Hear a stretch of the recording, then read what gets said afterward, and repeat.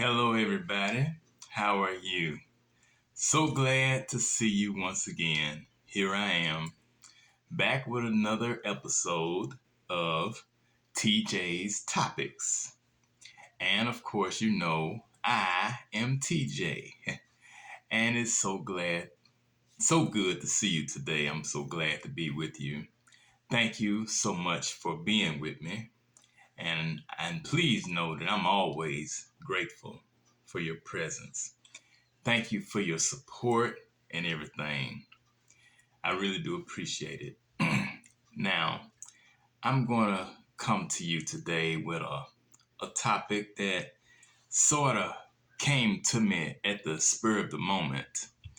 And it's somewhat of a story behind this topic in regards to family, because I think that all of us have uh, dramatic situations going on at times in our families. A lot of drama surrounding certain relatives.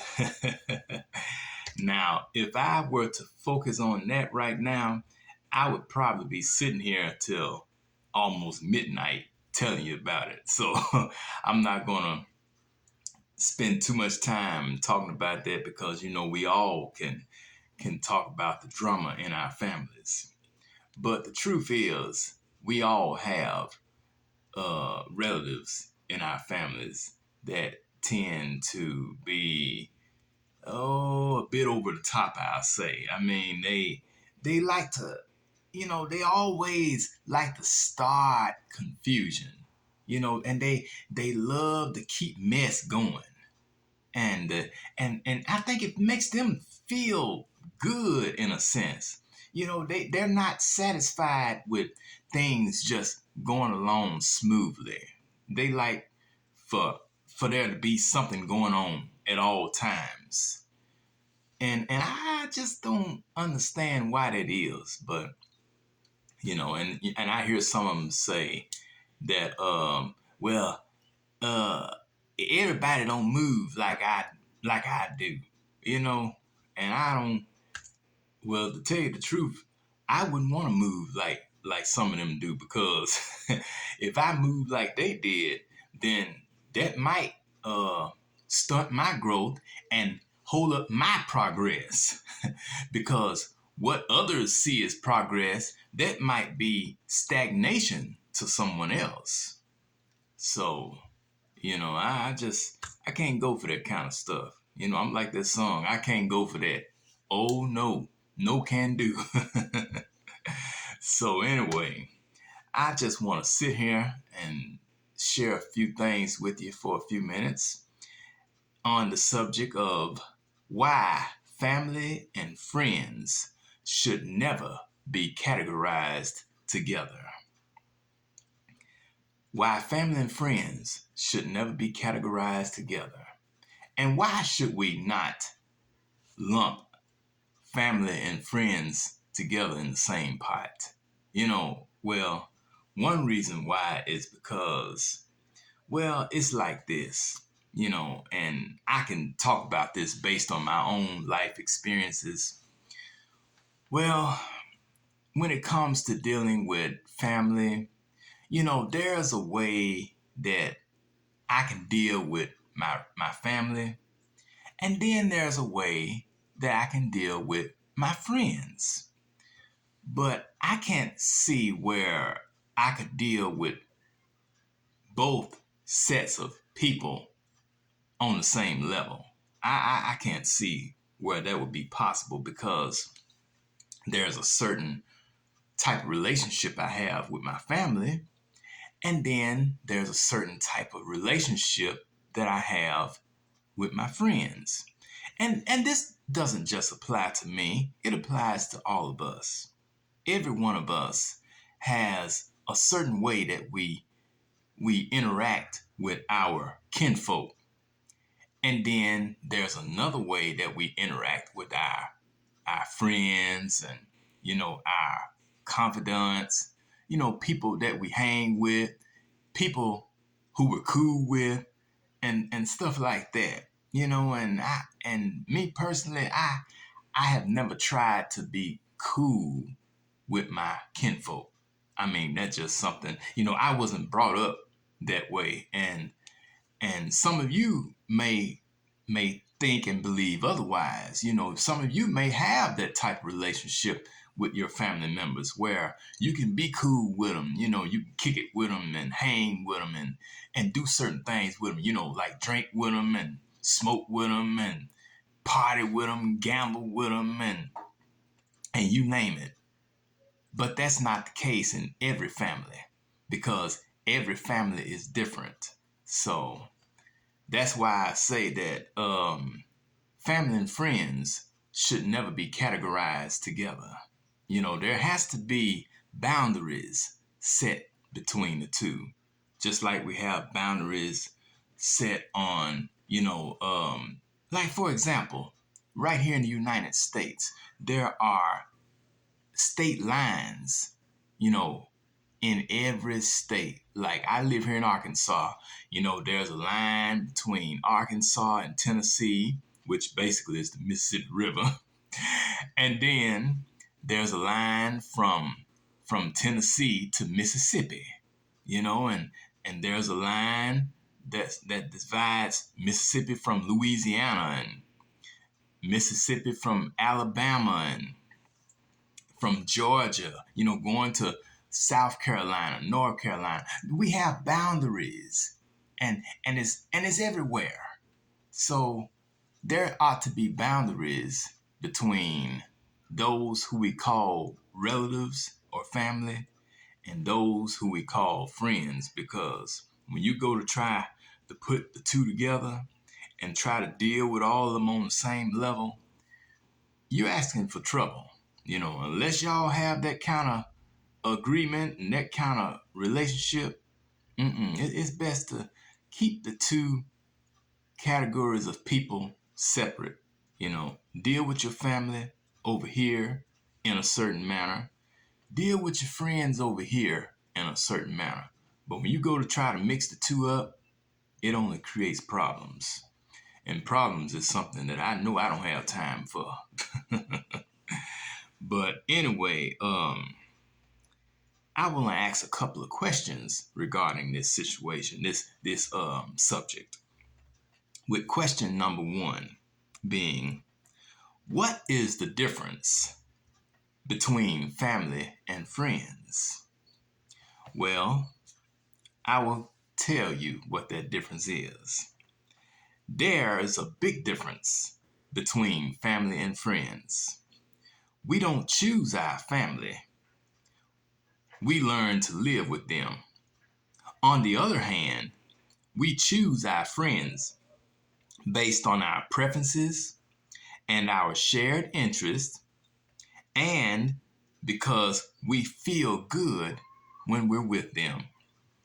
And I'm sure that all of you out there would agree that there's a certain way that you feel when you're around your friends that you may not necessarily feel when you're around your family. And I've always wondered why that is. Because, a lot of times when it comes to family, they they try to act as if they own you. I don't know if y'all know what I'm talking about. They and I think it has a lot to do with us carrying these last names. We bear these surnames, and I think I mentioned this once before in a previous video, but having surnames or last names is actually a Eurocentric concept.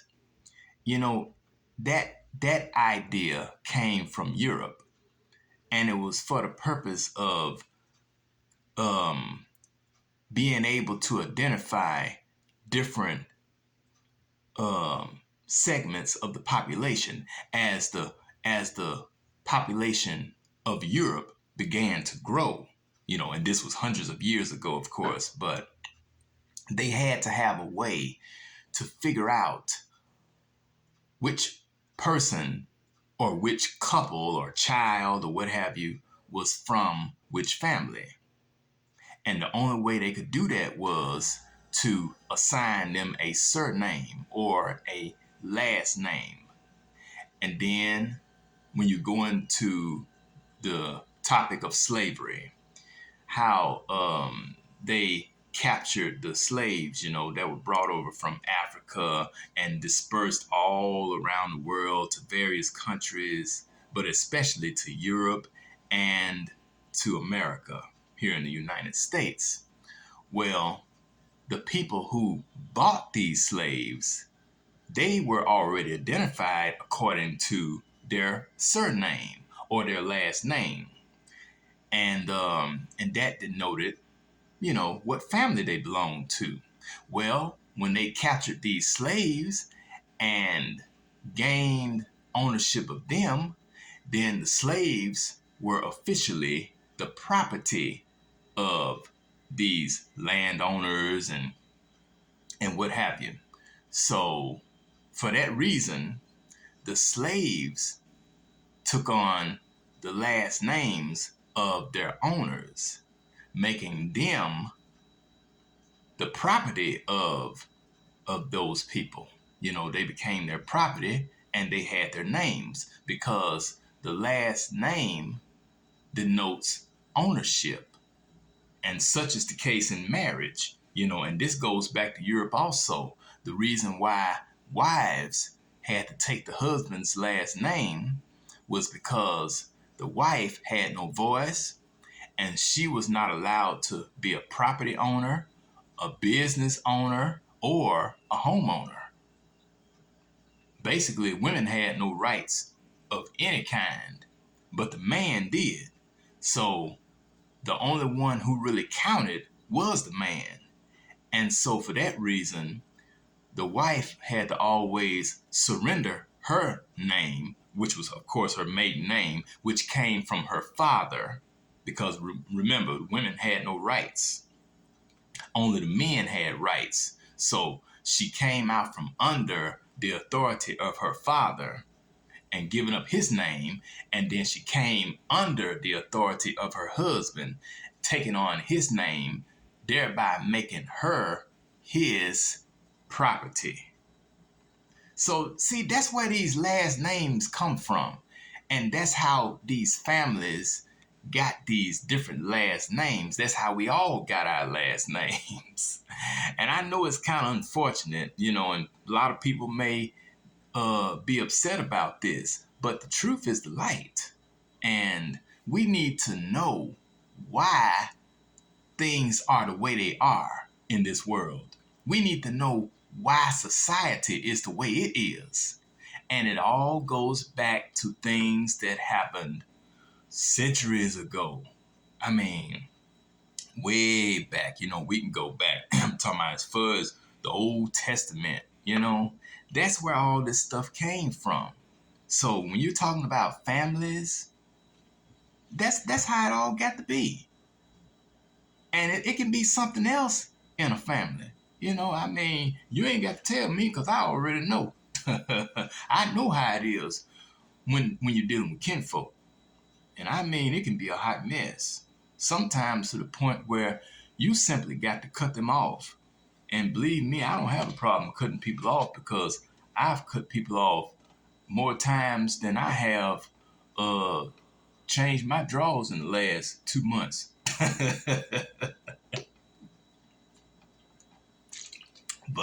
And that's not to say I don't change my underwear because I do. I change my underwear every day. But I don't cut people off every day though. Only when I have to. But anyway, that pretty much covers question number 1.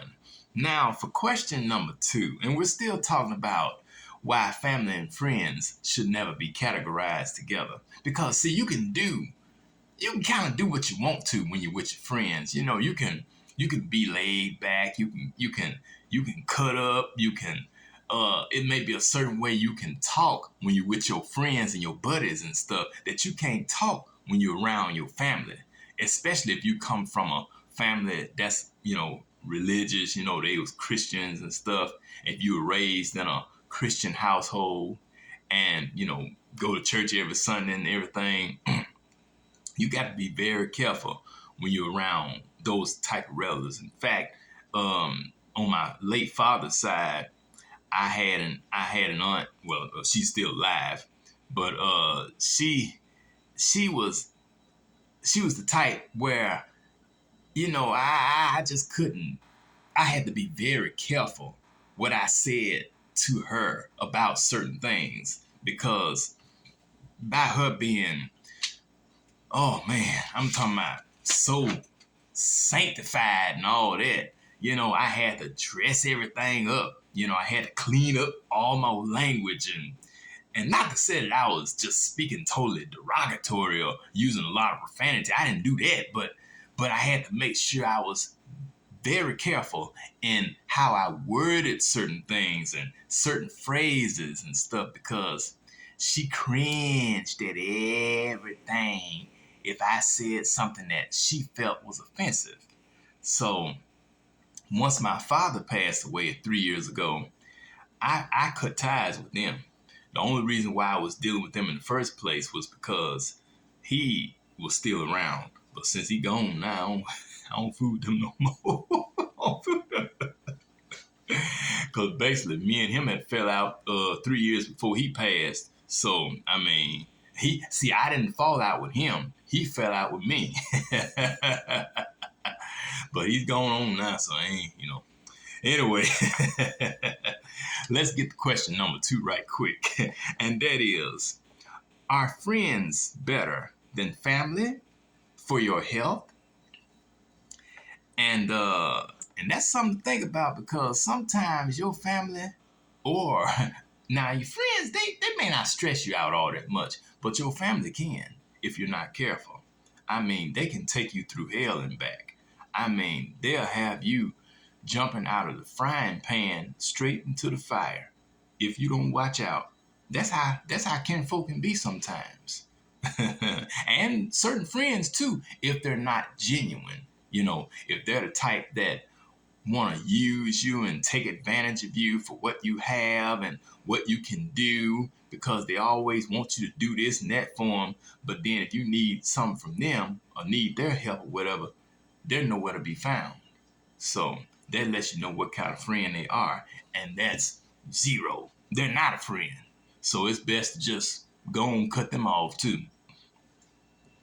Having strong ties to family and friends has long been identified as an important part of being happy and healthy. People need people. However, if forced to choose which is more important, American researchers now say friendship is more important than family. And in a way, I'm inclined to agree with that because, well, let's think about this. Okay, when it comes down to dealing with family, it's like you got to make sure you dot every I and cross every T, especially in these families where you got these sedity type folk, or like I said, going back to these religious folk, these church folk, Bible thumpers, and they quote the Bible or everything, and think that everybody who's not living according to their standards is going to hell and all that kind of stuff, and it's hard to deal with them kind of people, it really is, and then I had a coworker years ago, who used to always say, well, family is all you got. But in my mind, I'm like, sometimes your family, and I had a cousin before he passed away years ago. He said, kinfolk is the worst ones to deal with. And he was right. So my thing is, if kinfolk are, if family is all you got, and yet they're the main ones who are always keeping up crap, then what do you have? You know, they you really don't have anything. If that be the case, if every time you turn around they're always stirring up trouble, they're always starting stuff, always getting on to you about this and chastising you about that and criticizing you about this and judging you for that. I mean, who wants to go through that kind of stuff? And who wants to spend or should I say, waste precious moments off of their life entertaining such people? Because life is too short to be entertaining folk like that. That's why, like I said, there are relatives that I don't deal with and haven't dealt with for years. And I don't care if I ever see them again. I don't care if I ever talk to them again. Like, for example, going back to my late father, he basically he was a Rolling Stone. Like that song by the Temptations, Papa was a Rolling Stone. He had a lot of children by a lot of women. And so, anyway, we didn't have a relationship with each other because we all came from different mothers. The only two that of us that had the same mother was me and my youngest sister. And to make a long story short, we don't have a relationship either. But am I sad about it? Of course not. I mean, she's living her life where she is, and I'm living my life where I am. So I'm at peace. And I'm not bothered, I'm content. Like the Apostle Paul said, I have learned that in whatsoever state I'm in, therewith to be content. Well, I'm in the state of Arkansas, and she's in her state. So therefore, I'm content. and all my other siblings are in their respective states, and I trust that they're content. So it is what it is. But I just don't care to entertain foolishness. I don't have time for that. I don't care if it's from a family or a friend, because there are friends that I've had to cut off too in the past. Well, actually, they weren't. I thought they were friends, but it turns out later on I discovered that they weren't necessarily friends, but rather they were associates. And associates, they're good to a certain extent and they'll go so far with you, but eventually they'll leave you alone or you'll leave them alone. And I think that's been the case many times. I've either left them alone or they left me alone. But again, I'm at peace and I'm very well content. And I hope you're content too, whatever case may be for you, whatever situation you find yourself in right now with regards to your family or your friends. Because one thing I've learned is that you can't please everybody. It doesn't matter if they're your family, your friends, your neighbors, your co-workers, whoever. You're never going to put a smile on everybody's face. You're never going to be a ray of sunshine in everybody's life.